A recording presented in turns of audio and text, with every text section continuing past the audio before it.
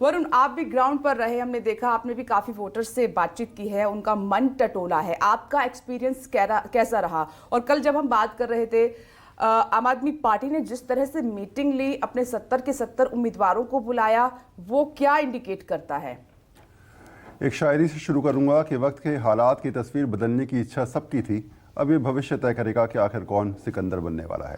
शायद दिल्ली वाले जानते हैं कि किसको जिताना है, किसको हराना है, तय भी कर लिया, लेकिन राजनीतिक दल अब इस समय फिलहाल ये समझ रहे हैं कि जब नतीजे आने शुरू होंगे, रुझान आएंगे, फिर नतीजे आएंगे, तो असेसमेंट किया जाएगा। संजीव जी भी कह रहे थे। मुझे ऐसा लगता है कि शायद इस बार की जो परिस्थितियां रहीं दिल्ली के इलेक्शंस में, हर दिन बदलती नजर आईं। पिछले 15-20 दिनों में दिल्ली की पॉलिटिक्स में बहुत उलटफेर हुआ। शायद हो सकता है 1 महीने पहले अरविंद केजरीवाल की तमाम योजनाएं, जितनी बातें की जा रही थी, चाहे महिला सम्मान योजना की बात की जाए, संजीवनी योजना की बात की जाए, या अलग अलग योजनाएं, ऑटो वालों के लिए 5 गारंटी की योजना की बात की जाए, वो सब ज़मीन पर उतर रही थी। तमाम जो प्रत्याशी थे वो जनता के बीच मुखातिब हो रहे थे और समझाने में कामयाब होते नजर आ रहे थे। लेकिन जब बीजेपी का प्रचार अभियान शुरू हुआ और बीजेपी ने अपना घोषणा पत्र शुरू किया, उसके बाद एक के बाद एक पलटवार होने शुरू हुए, तो उस समय चुनाव इतना रोचक होता चला गया कि फिर बहुत क्लोज फाइट हो गई। और ये बात सही है कि दिल्ली में एक बड़ा तबका ऐसा है, खासकर झुग्गी झोपड़ियों का, जो पहले कांग्रेस का वोट बैंक था, वो बदल कर अब कहीं ना कहीं जो है वो आम आदमी पार्टी में पहुंचा।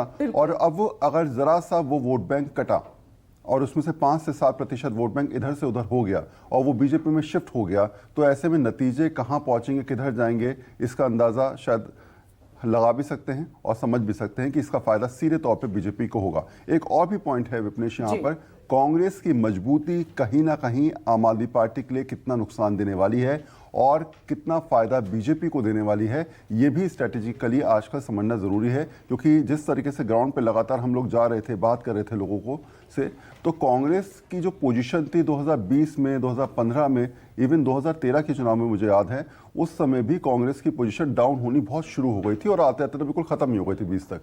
लेकिन इस बार कांग्रेस का नाम लेने वाले लोग मिले, लोगों ने हमसे कहा कि कांग्रेस की बात भी हो रही है, कांग्रेस के बारे में सोच रहे हैं। तो अगर नाम लिया जाए तो कहीं ना कहीं आप कह सकते हैं इशारा कुछ और जा सकता है। तो थोड़े से वोट अगर बढ़ जाते हैं, प्रतिशत बढ़ता है, तो चुनाव की स्थिति निश्चित तौर पर बदल जाएगी। जी, आप सही कह रहे हैं एकदम। और ये बार बार सवाल उठ भी रहा था, कई लोगों ने इस बात को मतलब सवाल के तौर पर पूछा या पूछने की कोशिश की गई, हालांकि पार्टियों ने अपने हिसाब से जवाब नहीं दिया, कि अगर कांग्रेस और आम आदमी पार्टी दिल्ली में मिलकर चुनाव लड़ते तो क्या नतीजे अलग होते?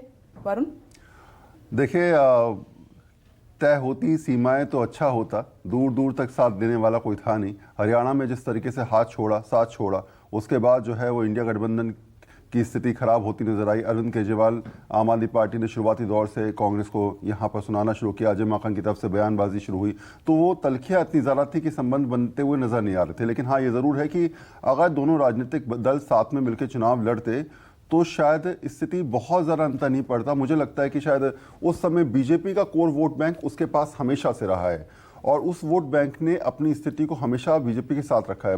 33% से लेकर 38% तक वोट बैंक ऐसा है जो हमेशा से ऊपर नीचे रहा है, पिछले अगर 2 दशकों की बात करूं।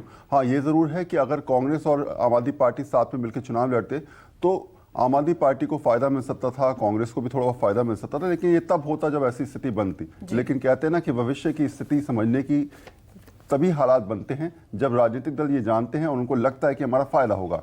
आम आदमी पार्टी इस बात को बहुत अच्छी तरीके से जानती थी कि पंजाब, हरियाणा या फिर दिल्ली, ये ऐसी जगह हैं जहां वो वजूद के साथ आगे बढ़ रही है, तो वो फिर कांग्रेस से हाथ क्यों मिलाए। और शायद इसी कॉन्फिडेंस के साथ जो है वो उसने यहाँ पर चुनाव लड़े। खामियाजा होगा या फायदा होगा ये तो खैर थोड़ी देर में पता चल जाएगा। लेकिन हाँ, ये ज़रूर है कि आम आदमी पार्टी से कांग्रेस ने या कांग्रेस से आम आदमी पार्टी ने शुरुआती दौर में बातचीत जरूर की थी, लेकिन हरियाणा में जिस तरह के संबंध खराब हुए उसके बाद फिर दिल्ली में बनते हुए नजर नहीं आए।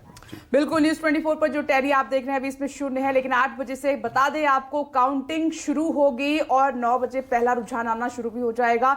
सबसे तेज नतीजे आप न्यूज़ 24 पर देखेंगे, कहीं मत जाइएगा। न्यूज़ 24 पर आज अपनी नजर बरकरार रखिएगा, दिल्ली में किसकी बन रही है सरकार आपको बताएंगे।